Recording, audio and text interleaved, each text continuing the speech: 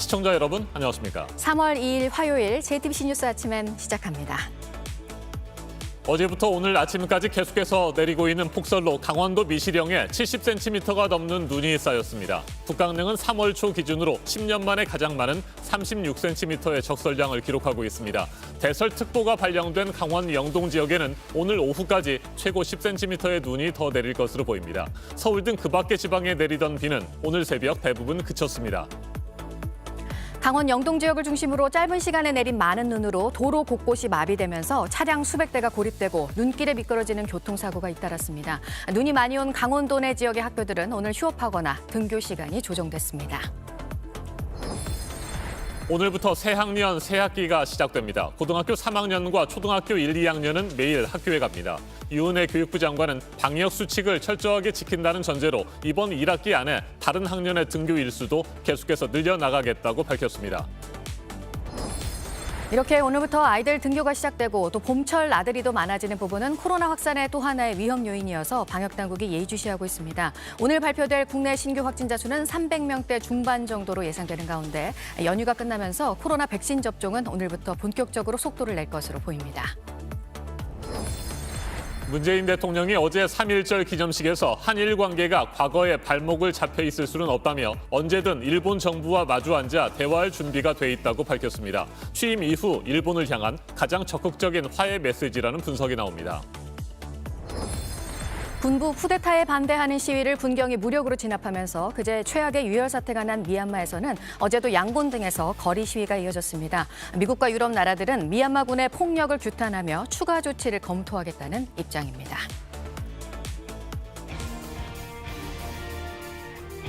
대설특보가 내려진 강원 영동 지역에 어제에 이어 오늘 아침까지 계속해서 눈이 쏟아지고 있습니다. 눈발이 조금 약해지기는 했지만 오늘 오후까지 지역에 따라 최고 10cm의 눈이 더 내릴 것으로 보입니다. 밤사이 미시령과 진부령에는 70cm 안팎의 눈이 쌓였습니다.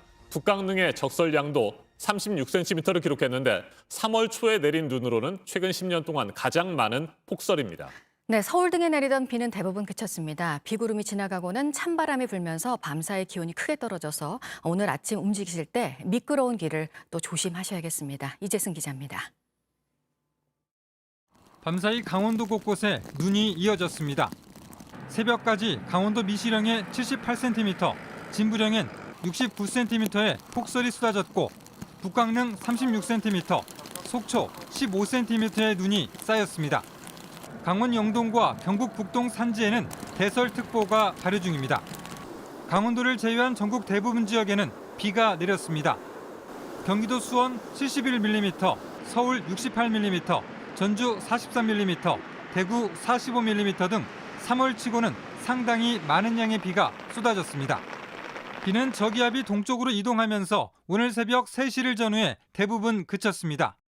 하지만 강원 영동 지역에선 차가운 북동풍이 불어와 산맥과 만나면서 곳곳에 눈이 이어지고 있습니다.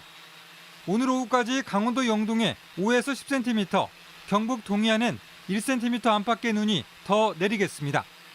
이미 많은 눈이 내린 강원 영동 지역에선 쌓인 눈으로 인해 축사와 비닐하우스 붕괴가 우려됩니다. 오늘 아침은 서울 기온이 0도, 수원 1도 등 어제보다 5도가량 낮아 쌀쌀합니다. 낮 기온도 서울 7도, 대구가 8도에 머무는 등 어제와 비슷하거나 더 낮겠습니다. 내일 아침은 서울이 영하 2도까지 떨어지며 영하권 추위가 찾아오겠지만 낮부터는 평년 기온을 회복하면서 금세 추위가 풀리겠습니다. JTBC 이재승입니다. 강원 영동 지역에 이처럼 폭설이 쏟아지면서 미시령과 진부령을 비롯한 도로 곳곳은 주차장으로 변했습니다. 3.1절 연휴를 맞아 여행을 떠났다가 서울로 돌아오던 차량들은 꼼짝없이 도로에 갇혔습니다. 눈길 교통사고가 잇따랐고 미끄러진 차량을 수습하던 운전자 한 명은 뒤따라오던 차량에 치여 목숨을 잃었습니다. 강원도의 90여 개 초중고등학교는 오늘 휴업하거나 등교 시간을 늦추기로 했습니다. 유한울 기자입니다. 차선이 어디 있는지 보이지 않을 정도로 눈이 쌓였습니다.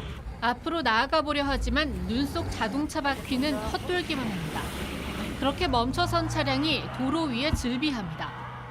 강원도 양양군의 서면 5터널도 상황은 마찬가지입니다. 미시령 인근 도로가 통제되면서 돌아 나온 차량들로 터널 안은 주차장을 방불케 합니다. 강원 영동 지역을 중심으로 내린 폭설로 어제 하루 도로 곳곳에서 차량 수백 대가 고립됐습니다. 눈길 교통사고도 이어졌습니다. 중앙재난안전대책본부는 오늘 새벽 6시까지 교통사고 53건이 발생해 94명이 다쳤다고 밝혔습니다. 서울 양양고속도로 행치령 터널 인근에선 눈길에 미끄러진 차량을 수습하던 운전자 한 명이 뒤에서 오던 차량에 부딪혀 숨졌습니다. 폭설로 인해 통제됐던 고속도로 일부 구간은 하나둘씩 통행이 재개되고 있습니다. 한국도로공사는 동해고속도로 속초 나들목에서 하조대 나들목 구간의 차량 통행을 새벽 2시부터 재개했다고 밝혔습니다. 반면 고성과 인제 등 지방도로 7곳 약 17km 구간은 계속 통제되고 있습니다. 여전히 정체나 서행이 이어지는 곳도 있어서 강원도 일부 학교는 휴업에 들어갔습니다. 강원도교육청은 눈이 많이 내린 고성과 강릉, 속초 등 8개 시군 66개 학교가 오늘 휴업한다고 밝혔습니다. 동해와 화천 등 7개 시군 26개 학교는 등교 시간을 조정하기로 했습니다. 나머지 학교도 학교장의 판단으로 휴업이나 등교 시간 조정에 들어갈 수 있습니다. 이와 함께 교육청도 출근 시간을 오전 10시로 조정했습니다. JTBC 유한울입니다. 이번 폭설은 물기를 잔뜩 머금고 있는 습설입니다. 보통 눈과 비교하면 3배가량 더 무겁습니다. 이 때문에 쌓인 눈을 치우지 않고 그대로 방치할 경우 비닐하우스와 각종 시설물 등이 큰 피해를 입을 수 있습니다. 최종혁 기자가 설명해드립니다. 체육관 건물이 힘없이 내려앉았습니다. 7년 전 200여 명의 사상자를 낸 마우나 리조트 붕괴 사고입니다. 검찰은 부실공사와 함께 지붕 위에 쌓인 눈을 원인으로 꼽았습니다. 무너질 위험이 있다는 걸 알고도 제설 작업을 하지 않았습니다. 당시 내린 눈은 습설이었습니다. 습기를 많이 머금고 있어 보통 눈보다 훨씬 무겁습니다. 눈은 건조한 건설과 물기가 많은 습설로 나뉩니다. 건설은 한겨울 한파와 함께 내려 눈 결정이 하나하나 얼기 때문에 포슬포슬 날립니다. 반면 습설은 영하 1도에서 영상 1도 사이에 만들어져 물기를 머금고 있어 무겁습니다. 쉬운 예로 건설은 스키장에서 보는 눈이고 습설은 눈사람을 만들기에 좋은 눈입니다. 이번 영동 지역의 습설은 동쪽에서 부는 강한 바람에 의해 눈구름이 바다 위에서 만들어진 것도 중요한 원인입니다. 바다로 통해서 들어오니까 더 습하죠. 눈 자체가. 해상을 갖다가 들어오면서 상당히 습한 공기가 같이 포함되는 경우거든요. 이러한 습설은 보통 눈에 비해 3배가량 더 무겁습니다. 소형 비닐하우스 위에 습설 50cm가 쌓이면 눈 무게는 30톤 이상에 달합니다. 소형 차 30대가 비닐하우스 위에 올라가 있는 것과 같습니다. 기상청도 이번 눈으로 인해 시설물 피해가 클 수 있다고 우려했습니다. 이 때문에 축사나 비닐하우스가 무너지거나 소형 선박 등이 침몰하지 않도록 신속하게 제설 작업을 하는 등 주의를 당부했습니다. JTBC 최종혁입니다. 오늘부터 새학년 새학기가 시작됩니다. 지난해와 달리 올해는 개학도 제때 하고 매일 학교에 가는 학년도 늘었습니다. 하지만 여전히 등교 수업과 온라인 수업을 함께 해야 하기 때문에 학생들의 학력 격차 등의 문제는 이어질 것으로 우려됩니다. 교육부는 이번 1학기 안에 학교에 가는 인원을 계속해서 늘리겠다고 밝혔습니다. 윤영탁 기자입니다. 지난해 매일 학교를 갈 수 있었던 건 고등학교 3학년과 전교생이 300명 안팎의 소규모 학교 학생들이었습니다. 대부분의 초중고 학생들은 거리두기 단계에 따라 일주일에 2-3번이 최대였습니다. 온라인 수업이 계속되다 보니 학력 격차는 물론 돌봄도 문제였습니다. 교육부는 결국 올해부터 학교 가는 날을 늘리기로 했습니다. 우선 기존 고3과 초등학교 1, 2학년은 매일 학교에 갑니다. 매일 등교 여부를 자율적으로 정할 수 있는 소규모 학교 기준도 300명 안팎에서 300~400명으로 바꿨습니다. 이에 따라 소규모 학교에 해당하는 전국 초중고는 6천여 개로 늘었습니다. 특히 올해 1학기 안에 다른 학년의 등교 일수도 계속 늘리기로 했습니다. 대면 수업이 꼭 필요한 학생들에게는 등교 수업을 확대하고 다른 학년의 학생들에게도 점차 등교하고 대면 수업을 확대하는 방향으로. 어제도 한 언론과의 인터뷰에서 방역 지침을 철저하게 지킨다는 전제하에 이런 방침을 다시 한번 밝혔습니다. 어린이나 청소년 들이 성인들에 비해서 이제 코로나 감염률이나 또 증상이나 이런 것들이 상대적으로 낮다. 특히 교육부는 교사들에 대한 백신 접종을 당겨달라고 요구하고 있습니다. 하지만 방역 당국은 당장은 힘들다는 입장입니다. 저희가 백신 공급 상황이나 이런 것들을 보고 우선순위를 판단을 해야 되는 그런 상황입니다. 그러나 보건교사 등 위험도가 높은 경우에는 순위 조정을 검토할 수 있다고 설명했습니다. JTBC 윤영탁입니다. 오늘 0시 기준 국내 코로나19 신규 확진자는 300명대 중후반에 이를 것으로 전망됩니다. 어젯밤 9시까지 319명이 새롭게 확진 판정을 받았습니다. 전날 같은 시간대와 비교하면 9명이 적습니다. 연휴가 끝나고 오늘부터는 백신 접종이 본격적으로 속도를 낼 것으로 보입니다. 방역당국은 이달 말까지 일반 병원 의료 인력과 119 구급대원 등 43만 명의 접종을 마치기로 했습니다. 지금까지 2만 1,000명 넘게 백신을 맞았는데 신고된 부작용은 150여 건에 이르고 다행히 심각한 증상은 없었습니다. 최승훈 기자입니다. 코로나 백신 접종을 시작한 요양병원입니다. 의료진과 환자 등 60명이 맞았습니다. 대부분은 평소와 같았습니다. 네, 저는 이상 반응이 전혀 없었습니다. 접종 당일에도 만보 걷기를 했고요. 다음 날 그동안 못했던 일 처리를 다 했습니다. 하지만 일부는 그렇지 않았습니다. 매년 맞아온 독감 백신과도 달랐습니다. 그동안 독감 백신 접종을 맞았을 때 이러한 증상을 한 번도 겪은 적이 없어서 좀 당황스럽긴 했었어요. 열이 오르는 경우가 제일 많았습니다. 심한 감기 몸살을 앓는 것처럼 이제 두통이나 이제 발열감이 좀 많이 심했고요. 머리가 깨질 것 같이 아팠고 체온계로 열을 재보니까 38.9도까지 열이 올라가더라고요. 근육통을 느끼는 사람도 있었습니다. 무리한 운동이나 이런 무리한 작업 같은 거는 좀 하기 힘들었고 그날 잠잘 때 이제 팔이나 이런 데 움직이면은 이제 근육통 때문에 잠깐 깰 정도? 왼쪽 어깨에 맞았는데 팔을 움직이거나 일상생활을 하면서 어깨 근육을 사용할 때마다 많이 땡기고 아프더라고요. 다행히 간단한 조치로 괜찮아졌습니다. 이러한 부작용이 있을 수도 있다는 교육을 좀 많이 받아와가지고 몸에 열감이 올라온다는 느낌을 받는 즉시 타이레놀을 이제 먹고 조금 충분한 휴식을 취했더니 좀 괜찮아졌거든요. 그동안 신고된 부작용은 모두 정도가 가벼웠습니다. 모두 정상적인 면역 형성 과정에서 나타날 수 있는 증상으로 냉찜질이나 진통제를 복용하는 것이 도움이 되겠습니다. 다만 고열이 계속되거나 숨을 쉬기 힘들 정도라고 느껴지는 등 증상이 심해지면 곧바로 진료를 받아야 한다고 방역당국은 강조했습니다. JTBC 최승훈입니다.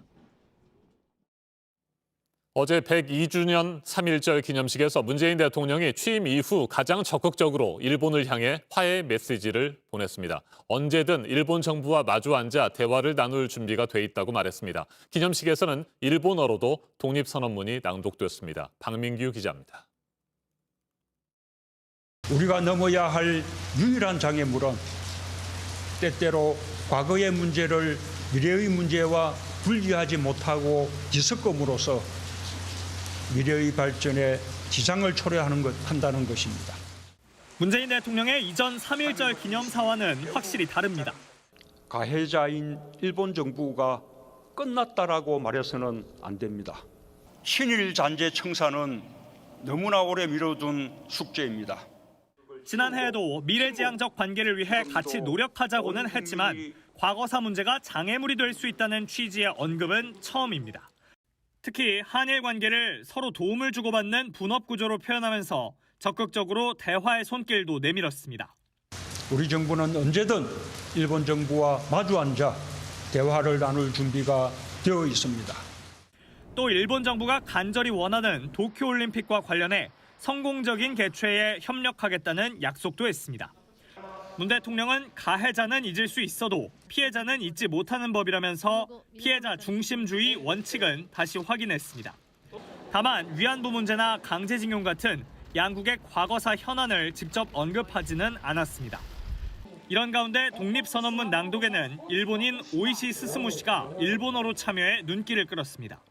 今私たちのすべきことは自分自身を立て直すことであって他人を破壊することではないのだ。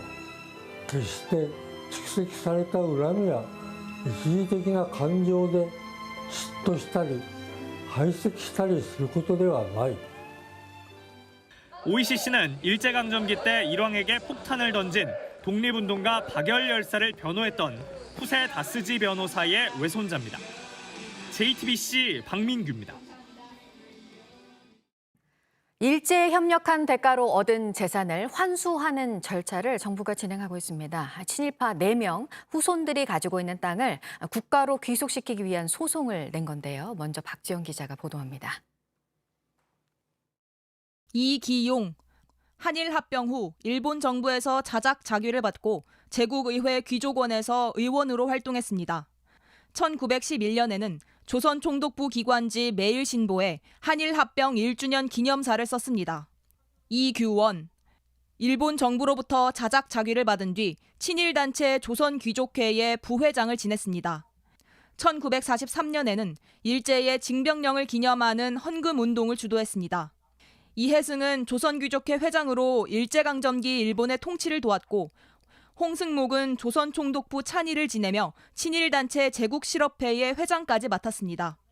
모두 2007년 친일 반민족 행위자로 지정됐습니다. 법무부가 이들 4명의 후손이 보유한 땅을 국고로 환수하는 절차에 들어갔습니다. 한국병합기념장을 받았던 친일 반민족 행위자 귀족 등 4명의 토지 11필지에 대하여 그 소유권을 국가에 귀속시키기 위한 소송을 제기하였습니다. 경기 김포시 월곶면 7필지 등 총 11필지가 대상입니다. 공시지가 기준으로 하면 약 27억 원 규모입니다. 법무부는 지난해 광복회 등으로부터 토지 66필지에 대해 친일 재산임으로 환수해달라는 요청을 받았습니다. 이후 법리 검토 등을 거쳐 이번 11필지가 친일 행위의 대가성이 인정된다 판단하고 법원에 소송을 제기했습니다. 승소가 확정되면 땅은 정부 소유가 되고 이후 국가보훈처가 관리하며 독립유공자와 후손을 위해 쓸 수 있습니다. 법무부는 앞으로도 마지막 한 필지의 친일 재산까지 환수하겠다고 밝혔습니다. JTBC 박지영입니다. 친일 행위자의 땅 가운데 이해승의 후손이 가지고 있는 땅이 현재 가장 큽니다. 공시지가로는 20억 원, 실제 가치는 60억 원에 이릅니다. 이어서 이상엽 기자입니다. 서울 서대문의 한 임야. 초등학교 옆 산책로를 따라 그대로 방치돼 있습니다.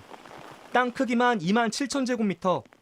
토지주는 1910년 한일합병 뒤 일제로부터 조선 최고귀족 지위를 받은 이해승의 후손입니다.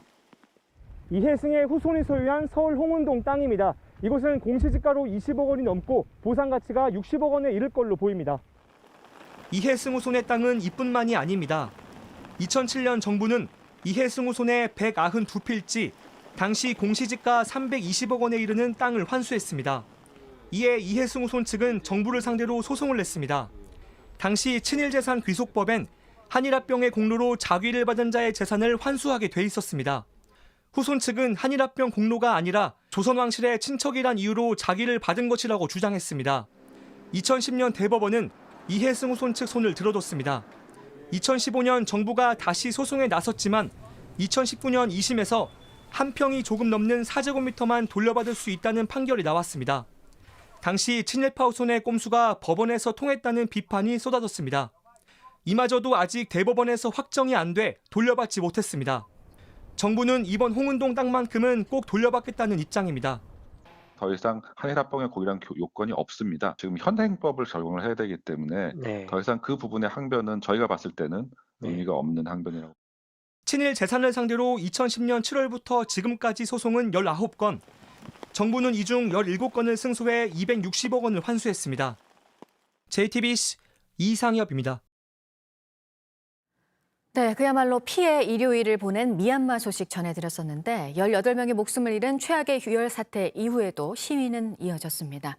얼마나 더 희생이 돼야 하냐는 시민들의 절규가 곳곳에서 나오고 있고 유엔을 포함해서 국제사회가 더 적극적으로 나서야 한다는 목소리가 커지고 있습니다. 박지훈 기자입니다. 미얀마 최대 도시 양곤.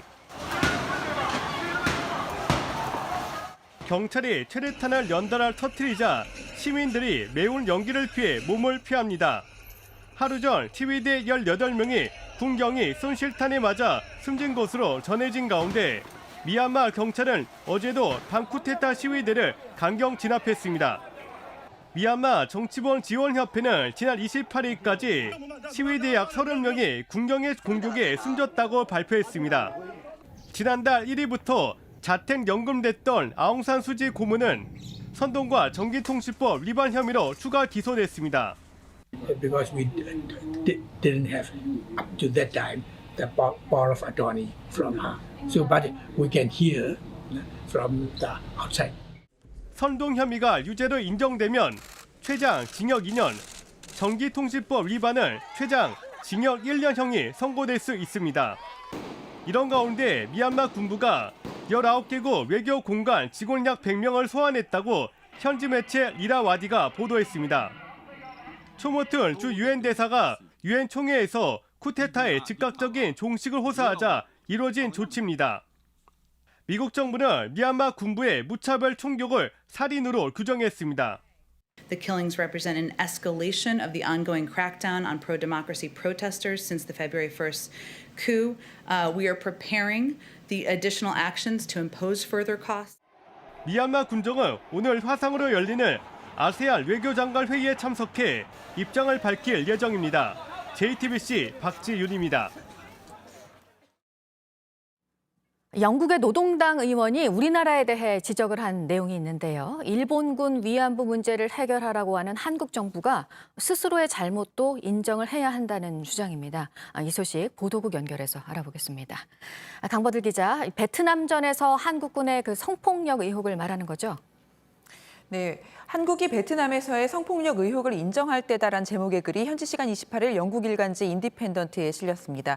글을 기고한 노동당 데이비드 의원은 영국 의회 베트남 관련 초당적 의원 모임의 의장입니다. 기고문에서 먼저 한국이 일본군 위안부에 대한 사과를 받으려고 수십 년간 노력 중이고 일본이 발뺌하는 사이 피해자들은 세상을 떠나고 있다고 했습니다. 그러면서 한국 정부의 모순된 태도를 지적했는데요. 베트남전에 나간 한국군이 베트남 여성들을 성폭행했다는 의혹에 대해서는 묵묵부답이라는 겁니다. 데이비드 의원은 피해자 중에는 12살 정도의 어린이도 있었다고 주장했고 성폭행을 통해 태어난 라이따이안들은 사회적 편견과 가난에 시달리고 있다고 했습니다. 이들은 가해 사실에 대한 조사와 인정, 사과를 요구하고 있고 이를 통해 치유가 가능할 거라고 했습니다. 국내에서도 베트남전 당시 잘못에 대한 조사와 인정이 필요하다는 주장이 나오고 2019년에는 민변주도로 관련법 제정안이 논의되기도 했는데 아직까지는 이런 논의 자체를 껄끄럽게 여기는 분위기가 있는 것도 사실입니다. 네, 그리고 코로나와 관련해서 이 세계보건기구가 밝힌 내용도 있습니다. 전 세계 신규 확진자 수가 7주 만에 증가세로 돌아섰다는 거죠? 네, WHO에 따르면 2월 22일부터 7일간 확진자는 그 전주보다 6.75% 늘어났습니다. 1월 11일 이후 6주 연속 이어진 감소세가 반전된 겁니다. WHO 집계 기준 1일 현재 누적 확진자는 1억 1,382만 명이 넘습니다. 거보러여스 사무총장은 변이 바이러스의 확산과 함께 방역 수칙을 지키는 태도가 해이해진 것을 확진 증가의 이유로 들었습니다.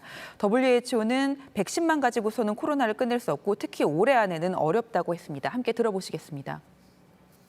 It would be very premature and I think unrealistic to think that we're going to finish with this virus by the end of the year.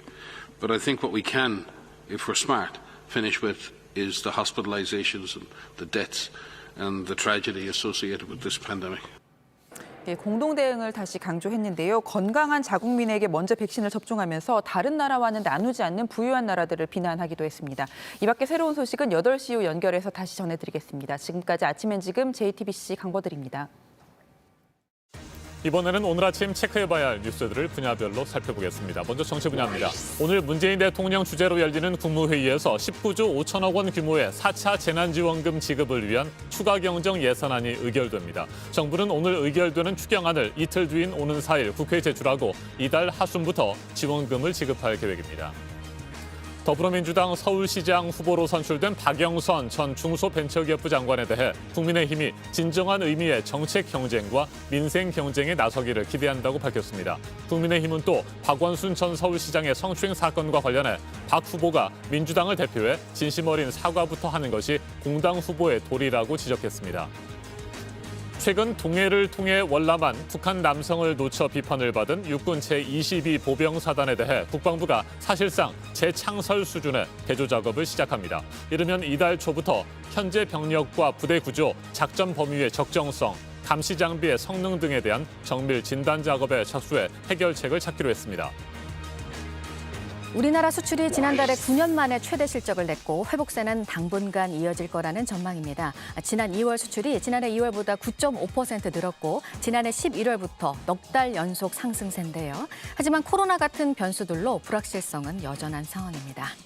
SK이노베이션이 LG에너지솔루션과의 배터리 분쟁에 미국 백악관이 개입해 줄 것을 요청한 것으로 전해졌습니다. 앞서 영업비밀 침해를 이유로 미국 내 수입을 10년간 금지하는 결정을 미국 국제무역위원회가 내린 것에 대해서 조지아주에 건설되고 있는 전기차 배터리 공장에 부정적인 영향을 줄 수 있다는 내용의 서류를 냈는데요. 이 무역위원회의 결정에 바이든 대통령이 거부권을 행사할 수 있습니다. 일본의 국민 메신저가 된 라인과 포털사이트 야후재팬이 경영을 통합했는데요. 핵심은 커머스로 네이버는 라인, 야후재팬과 협업을 해서 상반기에 스마트 스토어를 일본에 출시할 예정입니다. 계속해서 사회 분야 뉴스입니다.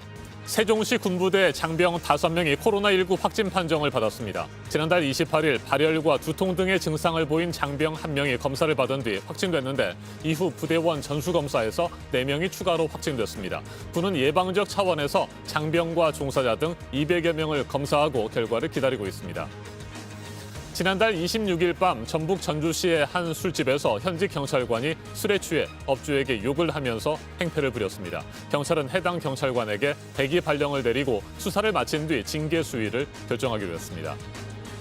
어제 오후 부산의 강풍주의보와 함께 많은 비가 내렸습니다. 저녁 8시쯤 기장군 장안읍의 한 도로에서 폭 1m, 깊이 1m가량의 싱크홀이 발생했습니다. 소방대원이 출동해 도로를 통제하고 차량들을 안전하게 이동시켰습니다. 독립유공자이자 소설가로 알려진 이창신 선생이 쓴 것으로 추정되는 시가 발견이 됐습니다. 일본 시 전문 월간지에 실린 것으로 확인이 됐는데 조국 독립에 대한 열망을 담고 있습니다. 허준이 쓴 동의보감과 정약전이 쓴 자산어보가 국가 중요 과학기술 자료로 등록이 됐습니다. 종합의학서로 또 우리나라 최초의 어류백과사전으로 과학기술사적 가치가 높은 고문헌이라는 인정을 받았습니다. 서울 남대문 시장이 시민들의 투표로 이달의 서울 미래유산으로 정해졌습니다. 우리나라 최초의 도시공원인 삼천공원과 박윤환의 시 세월이 가면도 함께 선정이 됐습니다. 3월 임시국회가 오늘 개회식을 시작으로 의사 일정에 들어갑니다. 4차 재난지원금을 지급하기 위한 추경안 등을 놓고 여야의 갈등이 이어질 것으로 예상됩니다. 서울시장 보궐선거를 앞두고 민주당에서는 박영선 후보 그리고 제3지대에서는 안철수 후보가 최종 후보로 확정이 된 가운데 국민의힘 최종 후보는 모레 결정이 되는데요. 오늘부터 이틀 동안 최종 후보를 정하기 위한 국민 여론조사가 진행이 됩니다. 정의선 현대차그룹 회장과 최태원 SK그룹 회장이 오늘 만나서 수소 사업 관련 협업 계획을 발표하는데요. SK에서 생산한 수소를 현대차가 활용하고 현대차는 SK에 수소 차량을 제공하는 방식으로 힘을 모을 것으로 보입니다. 분야별 뉴스들 체크해드렸습니다. 오늘 아침은 강원 영동 지역을 중심으로 계속해서 눈이 내리고 있습니다. 어제부터 강원 산간 지역에는 최고 70cm가 넘는 눈이 내렸는데 오늘 오후까지 강원 영동에선 최대 10cm의 눈이 더 내리겠습니다. 이 밖에 울릉도와 독도에는 1에서 5cm, 경북 동해안에는 1cm 안팎의 눈이 쌓이겠습니다. 기온은 서울 영도 등 어제보다 5도가량 떨어지면서 쌀쌀합니다. 낮과 밤의 기온차도 10도 안팎까지 크게 나겠습니다. 이번 추위는 내일 아침까지 이어지다가 내일 낮부터 평년 기온을 회복하며 풀리겠습니다. 찬바람도 강하게 불겠습니다. 강풍특보가 내려진 경상 동해안과 제주에서는 순간 최대 풍속, 초속 20m가 넘는 매우 강한 바람이 불겠습니다. 전해상에 풍랑특보가 내려져 있고 파도가 최고 6m로 매우 높게 일겠습니다. 현재 기온은 서울 0도, 대전과 전주 2도, 대구 1도로 어제보다 2도에서 크게는 9도가량 낮습니다. 낮 최고 기온은 서울 7도로 수도권은 어제와 비슷합니다. 청주 8도, 전주와 부산 9도로 그 밖의 지역은 어제보다 3도에서 크게는 10도가량 낮겠습니다.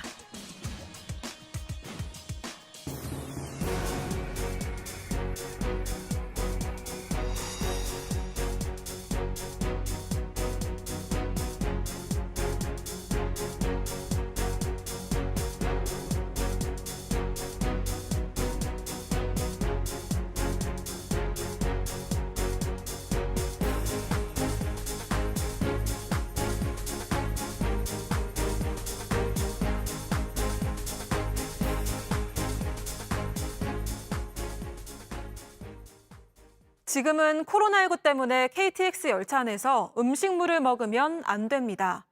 그런데 그제 저녁에 한 여성이 마스크를 벗고 햄버거를 먹다가 제지를 당했습니다. 물론 잘 몰랐거나 깜빡해서 그랬을 수도 있지만 문제는 그 다음에 벌어진 일입니다. 윤두열 기자입니다. 그제 저녁 서울행 KTX 열차 안입니다. 한 여성이 마스크를 내리고 빵을 먹고 있습니다. 승무원이 와서 음식 먹으면 안 된다고 안내했습니다. 승무원이 처음에 제지할 때는 알았다고 얘기를 듣고 이동을 했다는 거죠. 하지만 말뿐이었다는 게 영상 제보자의 설명입니다. 음료수와 햄버거를 꺼내더니 아예 마스크를 벗고 먹습니다. 사람들이 신고하자 안내방송까지 나옵니다. 모든 고객의 안전을 위하여 열차 내 음식물 섭취를 금지해 주시기 바랍니다. 그런데도 이번엔 통화를 자제해야 할 객차 안에서 누군가와 이야기를 주고받습니다. 통화나 대화가 필요하신 고객은 객실 밖 통로를 이용해 주시기 바랍니다. 통화 내용은 더 어이가 없습니다.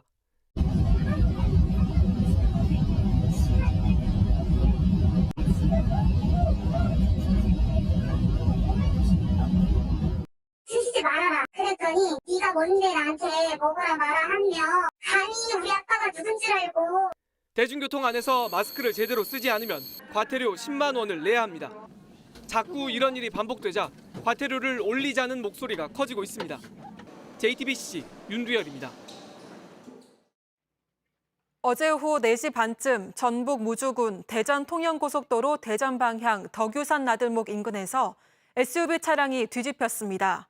이 사고로 운전자 41살 남성이 차량에 갇혔지만 주변을 달리던 차량 운전자들이 차를 멈추고 도와 이 남성을 구조했습니다.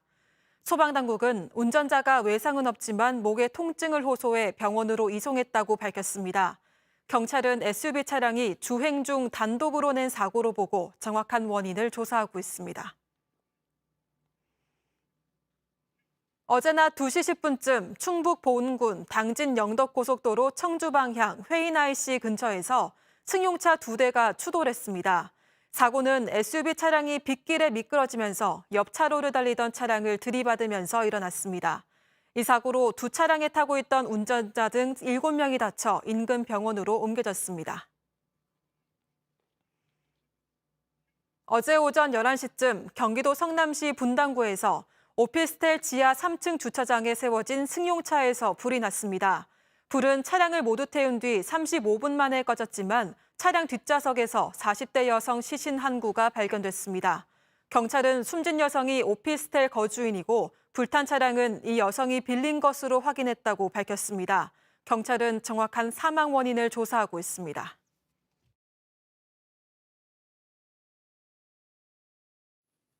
아침엔 세계 시간입니다. 코로나19의 세계적 대유행 이후 미국 전역에서 아시아계를 향한 증오 범죄가 다시 증가하고 있습니다. 심각한 사회 문제로 떠오르고 있습니다.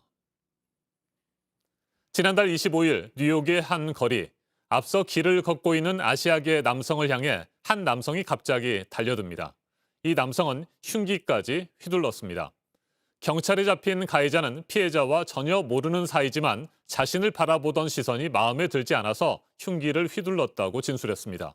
복부를 찔린 피해자는 중상을 입은 것으로 알려졌습니다. 지난달 16일에도 뉴욕 한복판에서 백인 남성이 중국계 여성을 밀어서 넘어뜨리고 폭행했습니다. 피해 여성은 이마를 5바늘이나 꿰맨 것으로 전해졌습니다. 한인들의 피해도 이어지고 있습니다. 로스앤젤레스 한인타운에서는 미 공군 출신 한국계 남성이 괴한들에게 폭행을 당했습니다.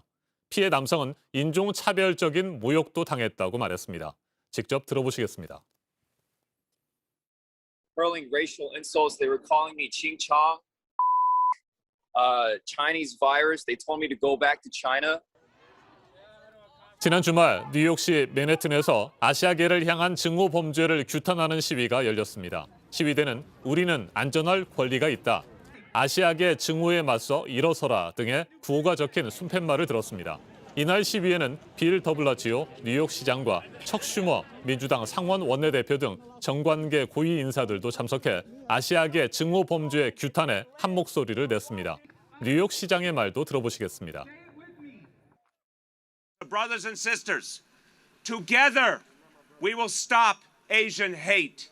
Together we will stop Asian hate once and for all in this city and in this nation. 미국 내 아시아계 인권단체들이 만든 증오범죄 신고 사이트에는 지난해 3월부터 지금까지 3,000건이 넘는 신고가 접수됐습니다. 미국 전문가와 좀 더 자세하게 짚어보겠습니다. 신범철 경제사회연구원 외교안보센터장 전화로 연결돼 있습니다. 센터장님 안녕하십니까? 예, 안녕하세요. 네, 미국의 인종차별 문제는 사실상 어제 오늘의 일이 아니고요. 고질적인 병폐 아니겠습니까? 그런데 최근 아시아계를 상대로 한 증오범죄가 다시 급증하는 배경 어떻게 분석하고 계세요?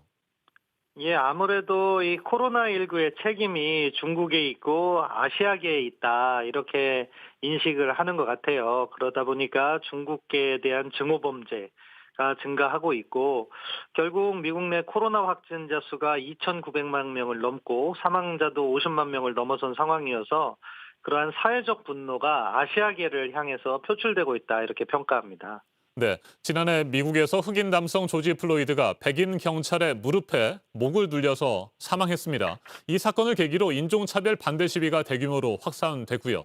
이번에는 아시아계 차별 문제가 사회 문제로 떠올랐는데 흑인보다는 아시아계가 소수여서 규탄 시위에도 한계가 있지 않겠느냐 이런 우려도 있는데 이건 어떻게 생각하십니까? 예, 그런 측면이 있습니다. 아무래도 인구수가 적고 사회적 영향력은 약하다고 봐야겠죠. 미국 인구 구조상 흑인은 약 13% 정도를 차지하는 데 반해서 아시아계는 6% 정도거든요. 동시에 또 인종차별 반대 운동의 역사도 아시아계가 훨씬 짧고요. 네. 이미 1960년대부터 흑인 인권 운동은 확산돼서 곳곳에 인권단체가 다 있는데 아시아계는 아직 그런 부분이 부족합니다. 다만 소수인종의 대학 진학률을 보면 아시아계가 흑인이나 히스패닉보다 월등히 높아요. 네. 이런 부분에서 앞으로 이러한 사회운동도 개선의 여지가 있다고 봅니다. 바이든 대통령은 취임 초기부터 행정명령을 통해서 아시아계를 대상으로 하는 증오범죄에 적극 대응해라 이렇게 지시를 했습니다. 어느 정도 변화를 기대할 수 있을까요? 예, 민주당 정부 하에서 많은 변화를 기대하고 있습니다. 아무래도 인종 문제는 민주당 쪽이 더 관심을 많이 갖고 있거든요. 따라서 적극적인 대응을 기대해 볼 수 있고요. 연방 하원이 증오범죄 청문회도 개최한다고 하고 FBI가 이것을 체계적으로 대응할 수 있도록 관련 법안도 마련한다고 하는데요. 현재 상원 모두 민주당이 장악하고 있는 만큼 증오범죄나 인종차별을 막을 수 있는 여러 조치들이 조속히 마련되기를 기대해 봅니다. 알겠습니다. 신범철 경제사회연구원 외교안보센터장이었습니다. 미국 내 한인 사회에서도 증오범죄에 대한 불안감이 갈수록 커지고 있습니다. LA 한인회는 이번 3월을 증오범죄 경각심의 달로 정하고 피해를 예방하는 캠페인을 벌이겠다는 계획을 세웠습니다. 미국의 고질적인 병폐로 꼽혀온 인종차별 정서가 언제쯤이나 사라질까요? 지금까지 아침엔 세계였습니다.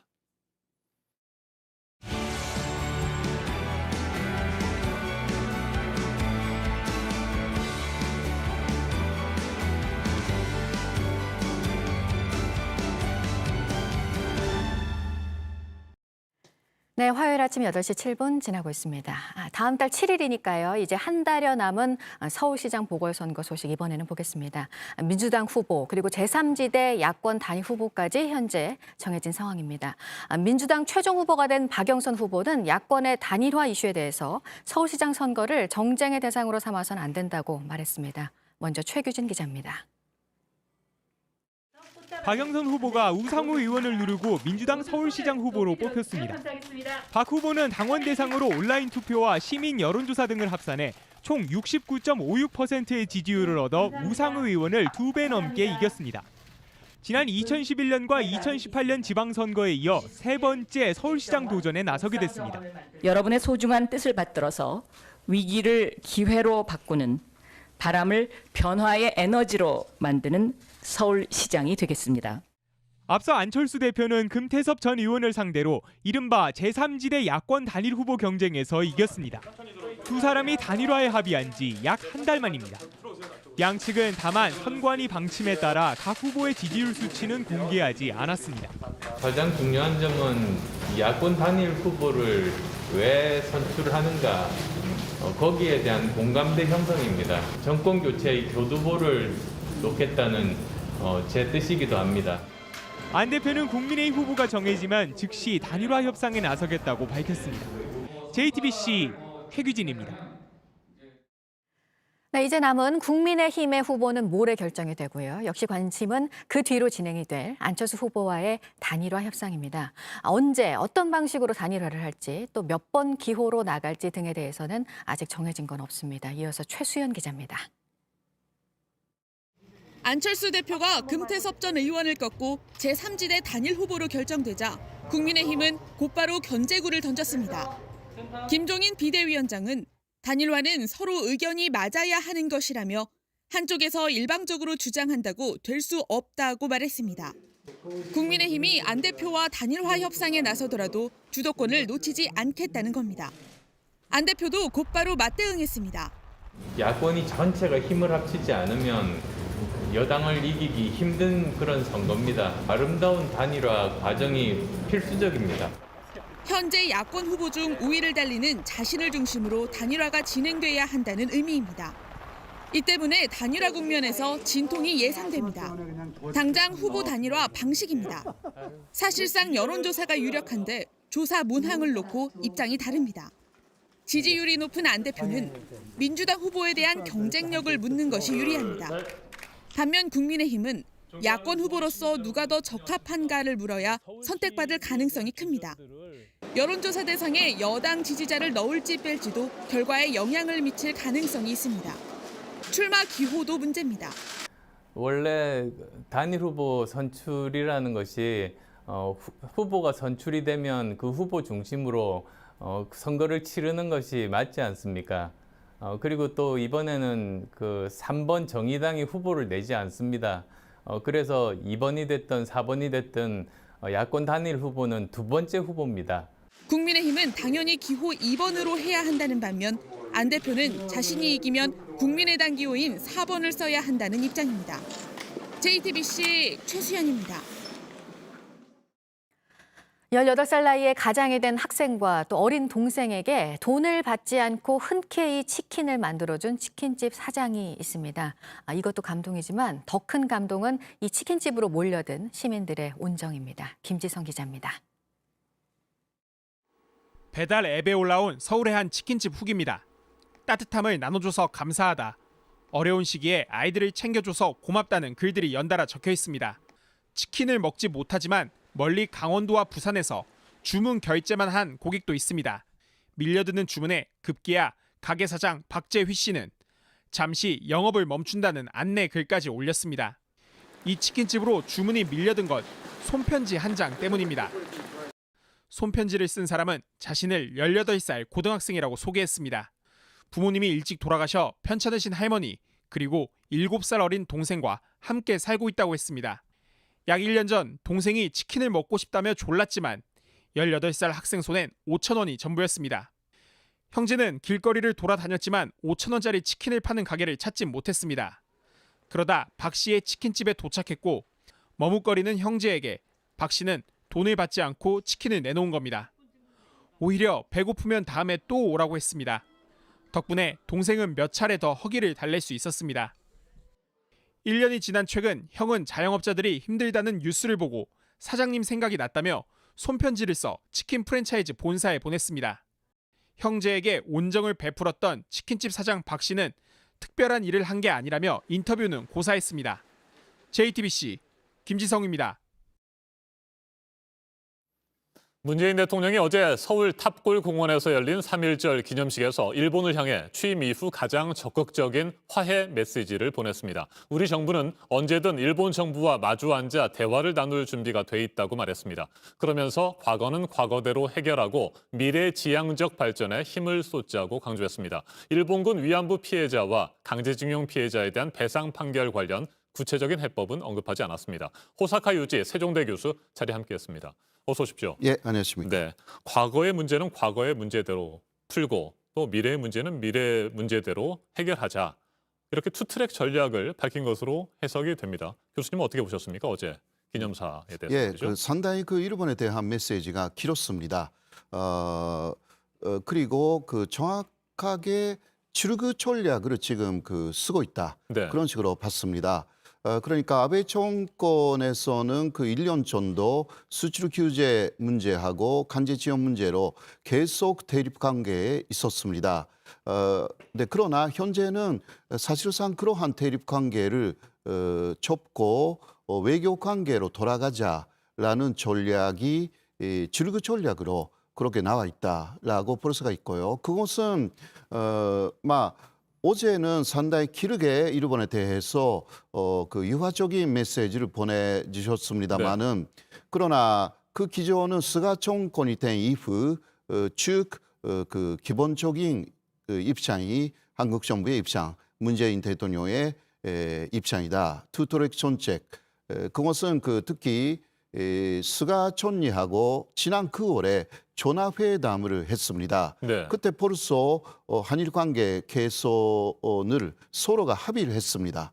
그렇게 하면서 먼저 일본 쪽에서 가와무라 국회의원이라든가 한국을 방문하여서 특히 박지원 국정원장하고 회담하기도 했고요. 그리고 그 다음에 또 박지원 국정원장이 일본으로 건너가서 그리고 또 김진표 국회의원도 일본으로 건너가서 도쿄올림픽에 대한 협력 이러한 이야기도 그때 다 나누었습니다. 그때의 상황이 현재까지 한국 쪽의 전략으로 이어지고 있다. 네. 이렇게 볼 수가 있습니다. 네. 취임 초기에만 해도 문재인 대통령의 일본에 대한 태도는 아주 강경했잖아요. 그 이후에 계속해서 충돌을 했고요. 네네. 그러다 갑자기 이처럼 유화적인 분위기로 바뀐 이유는 뭘까요? 어떻게 역시 분석하세요? 그 상대가 아베 정권이 아니다라는 부분입니다. 아베 정권은 그 기본적인 극우파 정권이었습니다.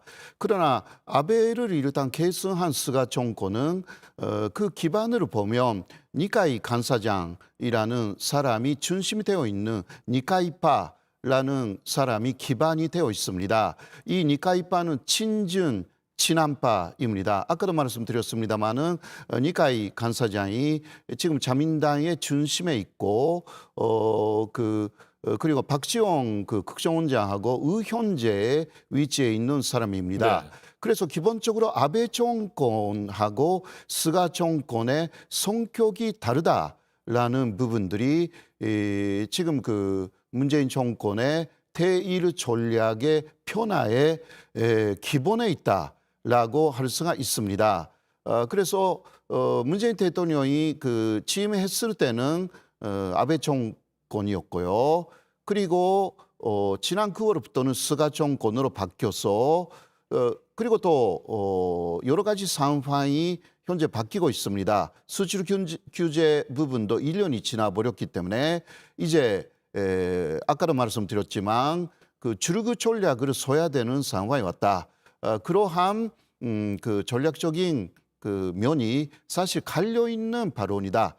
저는 그렇게 보고 있습니다. 네, 말씀하신 대로 일본의 정권이 바뀌었고요. 시대 상황도 뭐 예전과는 다르기 때문에 우리의 전략도 달라질 수밖에 없다는 것은 인정을 합니다만 네.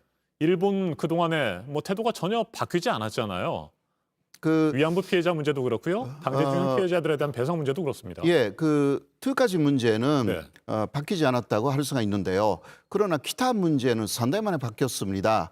예를 들면 지난 그 9월에 전화회담에서 약속한 것은 기타 문제에 있어서는 한일 간의 교류를 활성화하자라는 그러한 합의가 있었고, 그래서 먼저 스가 쪽에서 그 일본에 들어가는 한국인 그 비즈니스맨 기업인들의 그 입국을 다 허용했습니다. 네. 그런 식으로 하여서 경제적인 면에서는 활성화하자라는 그러한 기조가 쭉 이어왔습니다. 요새는 다시 팬데믹 상황이 일본에서도 상당히 확산되었기 때문에 일시적으로 그것을 막았지만 다시 그런 부분을 열릴 것입니다.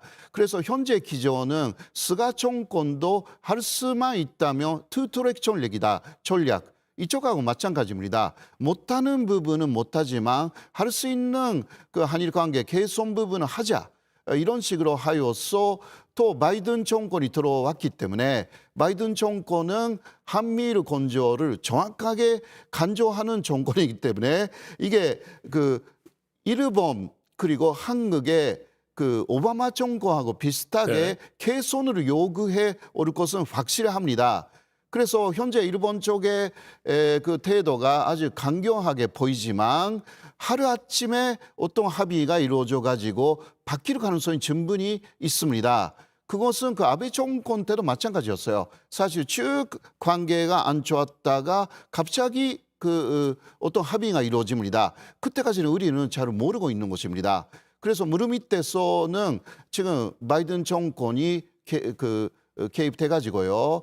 한일 관계 개선이 진행되고 있을 것이라고 예측됩니다. 네. 어제 3.1절 기념사 이후에 나온 일본의 반응도 좀 살펴봐야 될 것 같은데 네네. 하토 하스노부 관방장관 건전한 관계로 되돌리기 위해서 계속해서 한국에 적절한 대응을 강하게 요구하겠다. 네. 이런 정도 선에서 논평을 했습니다. 예. 어떻게 평가하십니까? 계속 일본 언론도 그렇고 그 카토 관방장관도 그렇고요. 한국 쪽에 모든 책임이 있다. 말하자면 그러니까 한국이 어떤 개선의 대책을 구체적으로 이야기를 해라. 네. 그러니까 일본의 언론들도 어제 투트랙 전략이라든가 미래 제한적인 관계라든가 한일 관계 개선의 위지를 문재인 대통령이 이야기를 했지만 구체적인 해결책 제시는 없었다.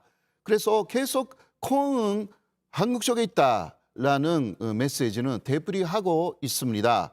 네, 문재인 대통령의 메시지도요. 사실상 구체적인 해결책을 제시하지는 않았기 때문에 피해자 중심 주의를 계속하겠다. 그리고 미래 제한적으로 간다. 그리고 과거 문제하고 현재 문제를 분리하겠다. 이러한 이야기는 결국은 일본도 어떤 역사에 대한 반성을 하여서 전향적인 자세로 나와야 된다. 그러니까 서로가 비슷한 말을 조금 다르지만 당신들에게 상대에게 공이 있다. 네. 이러한 이야기를 사실 하고 있는 것입니다. 네, 여기에 아마도 바이든 정권이 조절에 나설 것이라고 생각합니다. 저로서는요. 그러니까 그러한 현재 바이든 정권의 성격까지 생각한 어제 문재인 대통령의 대일 메시지 아니었을까 그렇게 보고 있습니다. 네, 2015년 위안부 합의에 대해서 잠깐 짚어보고 마무리하도록 하겠습니다. 2017년에만 해도 문재인 대통령 위안부 합의 절차나 내용에 중대한 흠결이 있다. 이렇게 비판적인 시각을 가지고 있다가 지난 1월 18일 신년 기자회견에서는 양 정부의 공식적인 협정으로 인정한다. 이런 식으로 크게 인식의 변화가 생겼습니다. 이 부분은 어떻게 평가하세요? 그러나 전반적으로 보면요. 당시 그러니까 문재인 대통령이 취임했을 때 TF를 만들어 가지고 한일 위안부 합의를 검증했습니다. 그때 결과를 보면 이거는 외교적인 합의로서는 하자가 없다. 그런 식으로 정확하게 당시 이야기를 했습니다. 그러나 피해자 중심주의에서 볼 때 그것으로 모든 것이 해결됐다고 볼 수가 없다. 현재 입장이 거기서 달라진 게 없습니다. 사실상. 말이 조금 달라지고 간주하는 부분이 달라졌을 뿐 전체적인 한일 위안부 합의에 대한 견해에는 달라진 게 하나도 없다고 저는 보고 있습니다. 그 안에서 일본하고 협의할 수가 있는 그러한 어떤 포인트를 잡겠다라는 것이 현재 한국 정부 또 문재인 대통령의 위전이 아닐까 그렇게 해석할 수가 있습니다. 네, 교수님 한 가지만 더 짧게 질문을 드리겠습니다. 네. 한일 관계 개선을 위해서 일본 정부가 현재 시급히 해야 되는 것은 뭐라고 생각하세요? 한 가지만 딱 지적을 하신다면요. 일본 정부는 일단 현재 상황을 국제적으로 정확하게 인식을 해야 합니다. 예를 들면 위안부 문제에 있어서도 램지오 교수의 논문이 엄청나게 세계적인 비판을 받고 있어가지고요. 이러한 부분에서 일본이 위안부 문제가 완전히 끝난 것이 아니다라는 인식 하에서 역시 피해자 중심주의 이런 부분을 일본에서도 어느 정도 수용해야 한다. 그렇게 생각합니다. 알겠습니다. 일본의 반응 계속해서 지켜보도록 하죠. 호사카 유지 세종대 교수였습니다. 말씀 잘 들었습니다. 고맙습니다. 네, 지난 금요일부터 시작됐죠. 국내 코로나 백신 접종이 연휴가 끝난 오늘부터 이제 속도를 더 내게 될 것으로 보이는데요. 65세 이상의 이 아스트라제네카 백신 접종을 할지에 대해서는 정부가 상황을 좀 보면서 신중하게 검토를 하겠다는 입장이죠. 각 나라마다 다른 판단을 내리고 있는데 프랑스는 입장을 좀 바꿨습니다. 보도국 연결해서 이 소식 알아보도록 하겠습니다. 강보들 기자, 고령자의 백신 접종을 하기로 했다는 거죠? 예, 올리비에 베랑 프랑스 보건장관은 현지 시간 1일 방송 인터뷰에서 백신의 효능이 입증됐다면서 50세 이상의 당뇨와 고혈압, 암 치료 전력 등 만성 질환을 가진 사람들도 아스트라제네카 백신을 맞을 수 있다고 했습니다. 그러면서 65세, 75세도 포함된다고 덧붙였습니다.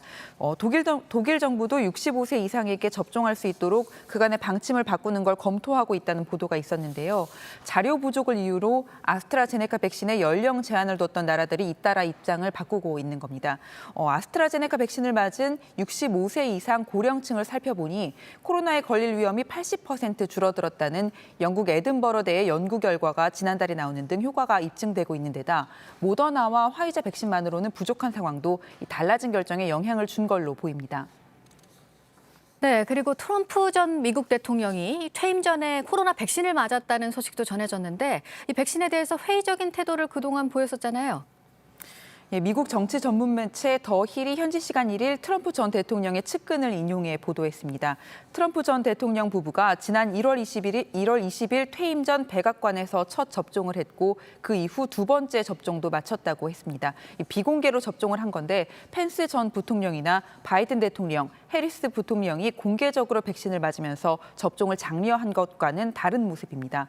트럼프 전 대통령은 그동안 백신에 대해 회의적인 태도를 취해왔고 지난해 12월부터 백악관 인사들이 접종을 시작한 뒤에도 자신의 접종 일정에 대해서는 명확하게 밝히지 않아 왔습니다. 하지만 태도가 바뀌었는데요. 지난달 28일 퇴임 후 첫 공개 연설에서는 백신 개발에 자신의 공이 크다고 강조하면서 백신을 맞으라고 권하는 모습을 보였습니다. 지금까지 아침엔 지금 JTBC 강보들입니다. 여자 프로농구에서는 삼성생명이 플레이오프 2차전 우리은행과의 홈경기에서 76대 72로 승리했습니다. 1승 1패가 된 두 팀은 내일 충남 아산의 이순신 체육관에서 마지막 3차전을 치릅니다. 삼성생명 윤예빈은 26득점, 11리바운드로 맹활약하며 팀의 승리를 이끌었습니다. 아침엔 뉴스워치, 오늘 하루 관심을 가지고 지켜봐야 할, 기억해야 할 뉴스 끝으로 정리해드립니다. 어제부터 오늘 아침까지 계속해서 내리고 있는 폭설로 강원도 미시령에 80cm가 넘는 눈이 쌓였습니다. 북강릉은 3월 초 기준으로 10년 만에 가장 많은 36cm의 적설량을 기록하고 있습니다. 대설특보가 발령된 강원 영동 지역에는 오늘 오후까지 최고 10cm의 눈이 더 내릴 것으로 보입니다. 이 지역으로 어제 짧은 시간에 내린 많은 눈으로 도로 곳곳이 마비되면서 차량 수백 대가 고립되고 눈길 교통사고도 잇따랐습니다.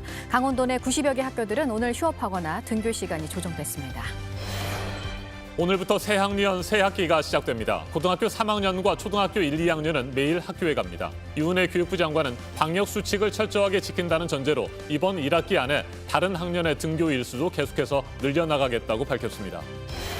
오늘 발표될 국내 코로나 신규 확진자 수는 300명대 중반 정도로 예상되는데 아이들 등교 수업과 봄철 많아질 나들이 등이 앞으로의 위험 요인으로 꼽히고 있습니다. 백신 접종은 연휴가 끝나면서 속도를 더 내게 될 것으로 보입니다. 오늘 전해드릴 소식은 여기까지입니다. 이상으로 JTBC 뉴스 아침엔 화요일 순서 모두 마치겠습니다. 건강한 하루 보내시기 바랍니다. 고맙습니다.